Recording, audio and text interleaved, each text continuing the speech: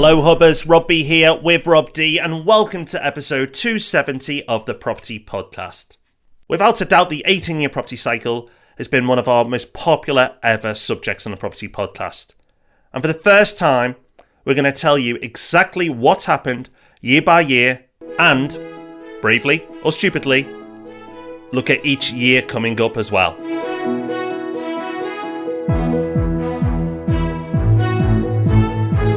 Yes, thank you for joining us once again on the Property Podcast, where every Thursday morning property investors come together to be informed and inspired. This week, what a treat. We love the 18-year property cycle. You love the 18-year property cycle. We know you do because we get such great feedback on these episodes. But this is the first time we've got into this much depth. We've gone through some of the major turning points before. We've made some predictions before, but we've never before put it all together and gone year by year through what happened and what is going to happen and how that relates to the property cycle. Let's have a look at our news story this week, Rob, and I hope you've been well behaved because you might just start losing your properties. Yes, this is from the BBC. The headline is Rogue Landlords Should Have Properties Confiscated. So for all our rogue landlords out there listening, time to buck your ideas up. Nah, we know you're all good, really. This is a report from a government committee, basically saying that tenants needed greater protection in the worst cases. So they found evidence including up to 25 people living in 3-bedroom houses and landlords charging up to £500 for a bed in a room with 4 bunk beds.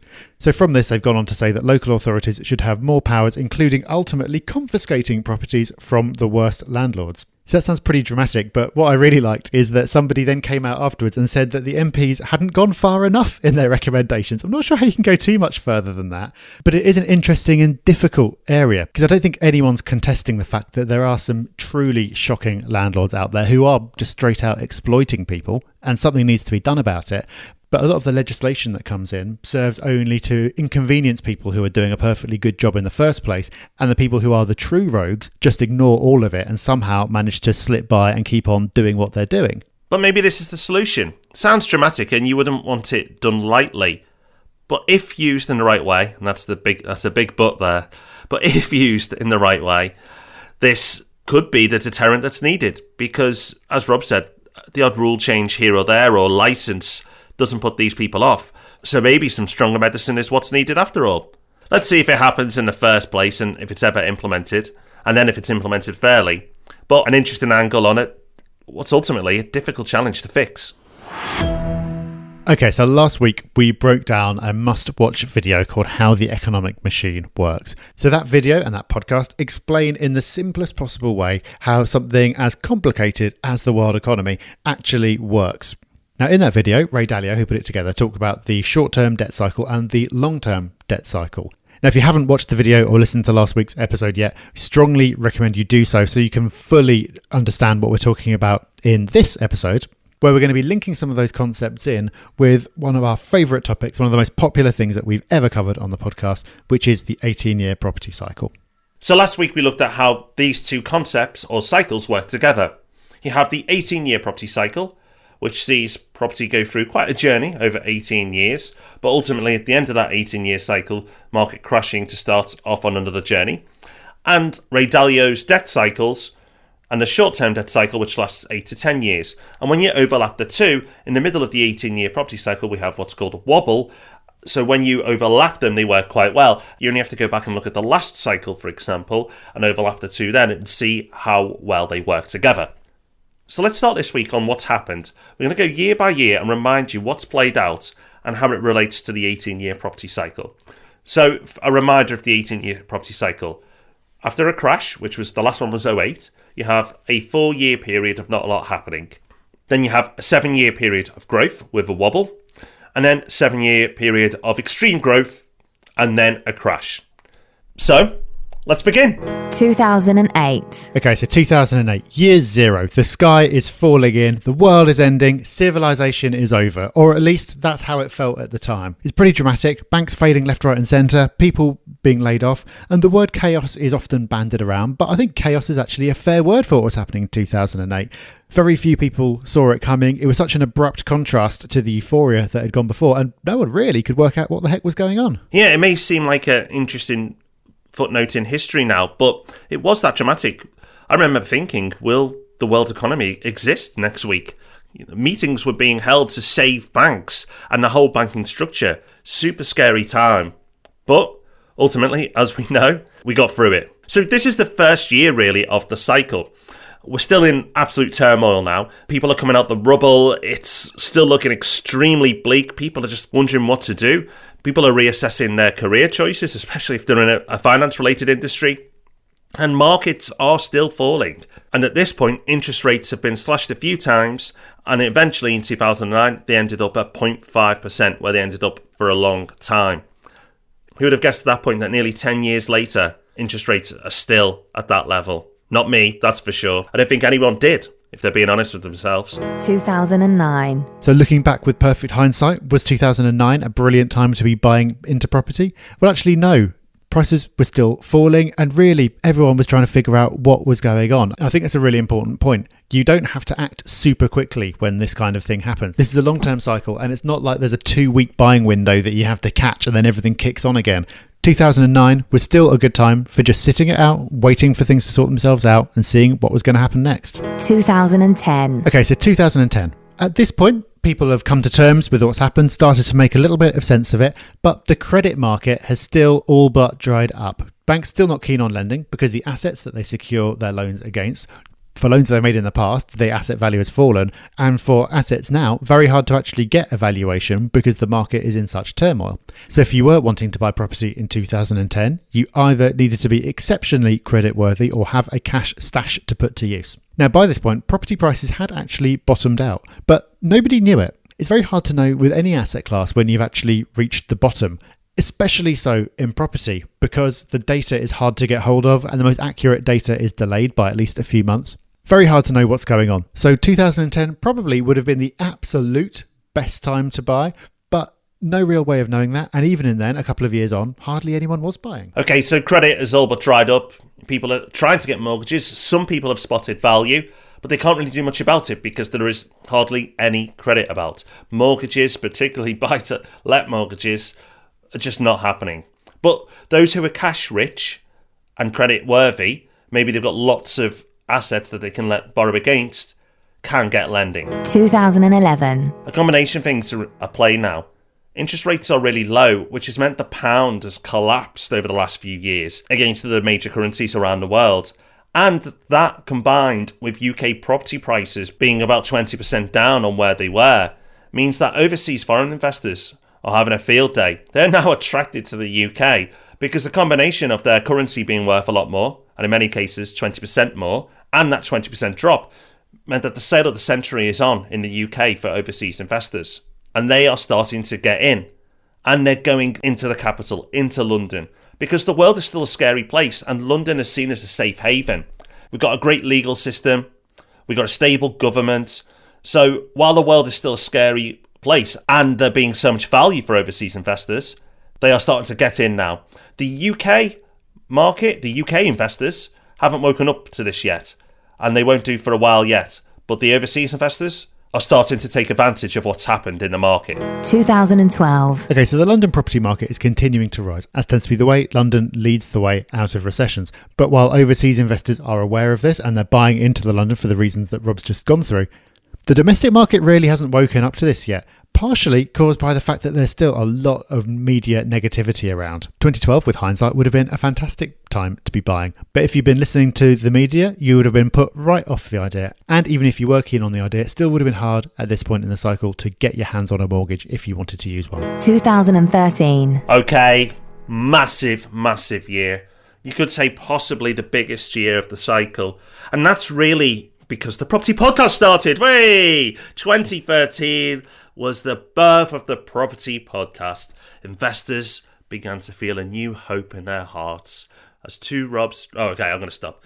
Yeah, a new podcast, low interest rates. What a fantastic time to be involved in property. Still, though, a lot of uncertainty around, even 4 or 5 years on from the crash. The economy still was not out of the woods. Around the time we started the podcast, there was loads of talk around the UK's AAA credit rating. Do you remember that being in the news all the time?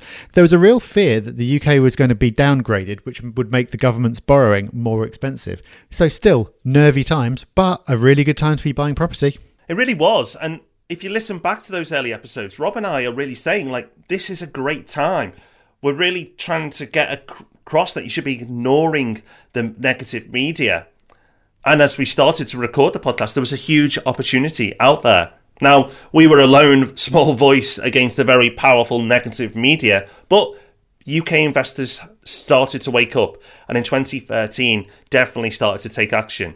The overseas investors are the absolute dominant players, but UK buyers started to warm up. 2014. So interest rates are still low, and property in London really starts to take off now. UK buyers last year started to wake up. 2014, that momentum continues, and more people are getting involved. And they don't want to miss out on what they feel probably could be their last opportunity to buy, because London prices are starting to get away from a lot of people. And this year, Rob, we noticed that the media started to shift, and along with that, the UK psyche. It wasn't as negative around property at this point.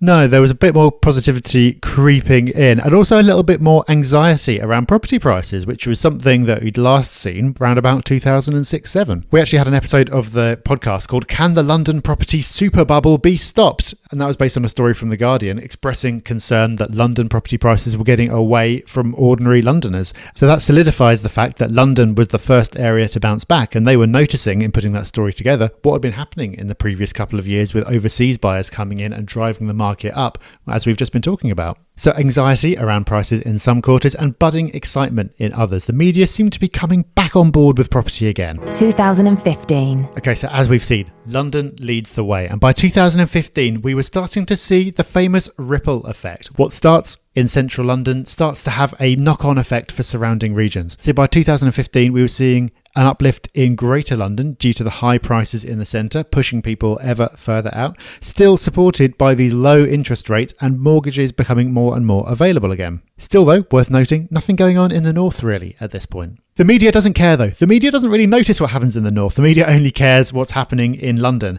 And predictably, the media got themselves into a frenzy. Lots of positive stories about the benefits of buy-to-let, culminating in a competition in the Daily Mail to win a buy-to-let property. Now, I remember thinking at the time when they had that competition, this doesn't look good. This seems like a bit of a warning sign, and this certainly isn't going to endear landlords to anyone. Now, the lucky winner of that competition was announced in June 2015. Maybe something to watch out for next time round, because that turned out to be the absolute high watermark. With absolutely perfect timing. Immediately after that, Rob, things took a bit of an unexpected turn. It did. It's like the Daily Mail was the canary in the mine, letting us know that trouble was ahead. Because, literally, the next month, budget changes were announced, and we all got to discover the wonders of mortgage relief, or the lack of it, and how it was going to change for property investors. But that's not it. As we all know, the government wasn't quite done, and that November in 2015, they went on to introduce increased stamp duty for property investors as well, which was to be implemented only a few months later. So we went from hysteria in the market, the Daily Mail getting very excited about buy-to-let, the UK media completely changing their viewpoint on property in just a short space of time, and then the government stamping down on it. Rightly or wrongly, they did, and that's what played out in 2015, a big year for property. 2016. Another big year. London property prices do continue to rise, maybe not as aggressively, and Rob and I are continuing to call the end of the London market, as we've done for a little while at this point. But Brexit happens, and there's uncertainty again. And because of the result, the pound plummets. And whereas the pound had started to recover again, the pound has now plummeted, and suddenly the UK is on sale for international investors again. But this time, they're looking north. 2017. So international money is now flowing back into the UK again as a result of the crippled pound. But lots of international investors having to pull up Google Maps and get to grips with some new areas, because London prices by this point are sky high. It's just not working in the way that it did previously. So the magnet for that international money becomes Manchester. It's true across the whole of the north. The north, which has been kind of ignored up to this point, suddenly starts to get a lot of attention. Liverpool and Sheffield are also big targets of international investment, but Manchester in particular starts to fly. It really does. But like last time round, where the London market, the international investors got in and the UK market was asleep, that's what's happened in Manchester in 2017.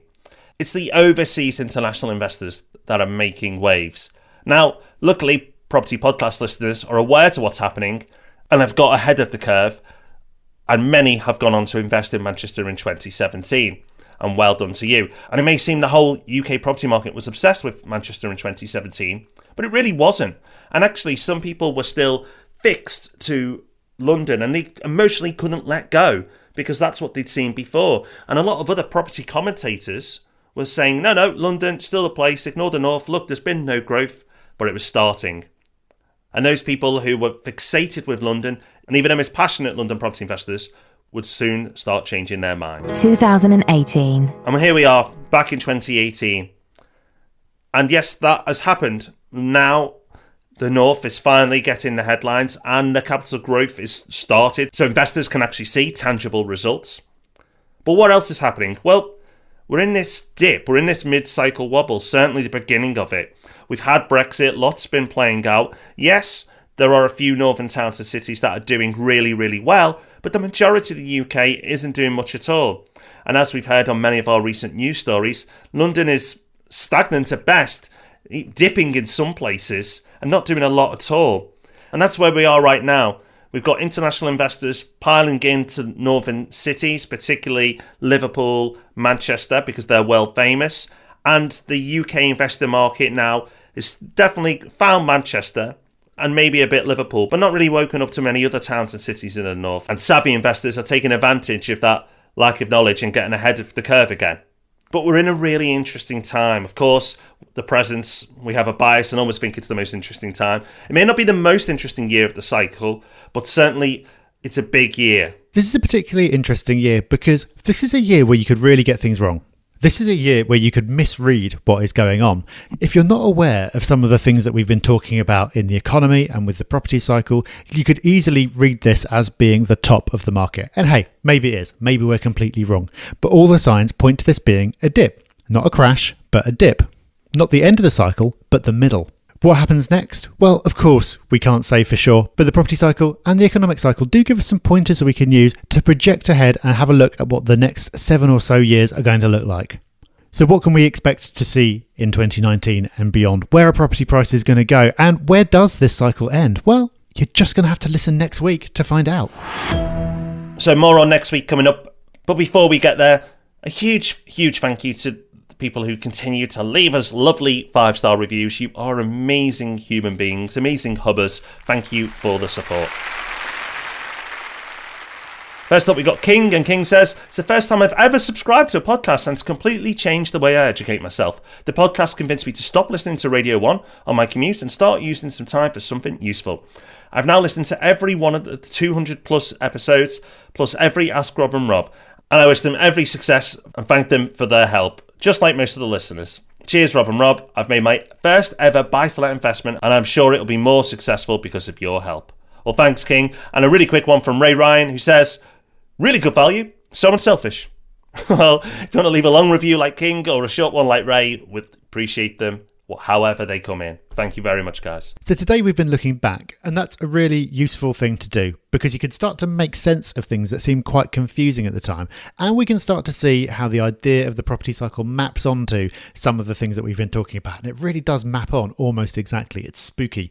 But there's also value in looking forward and using the property cycle to generate predictions that we can then test against what happens and to give us an idea of what lies ahead. Now, we don't suggest that you just listen to next week's episode, take it as gospel, map out your strategy for the next 10 years and ignore everything else from that point onwards. But we do strongly suggest that you do listen because when you're living this, when you're in the day-to-day, it's so hard to make sense of what's going on. But by hearing some of our predictions and hearing about the cycle, you should be able to make more sense of what's going on and make far wiser investment decisions. And that ultimately is what it's all about. So next week, the risky part of this two-parter, looking ahead, making some predictions, but it's going to be super valuable. So do please join us for that. And in the meantime, there's Ask Rob and Rob, of course, coming up on Tuesday. So we'll be seeing you very soon. Until then, have a great week. Bye-bye. Bye-bye.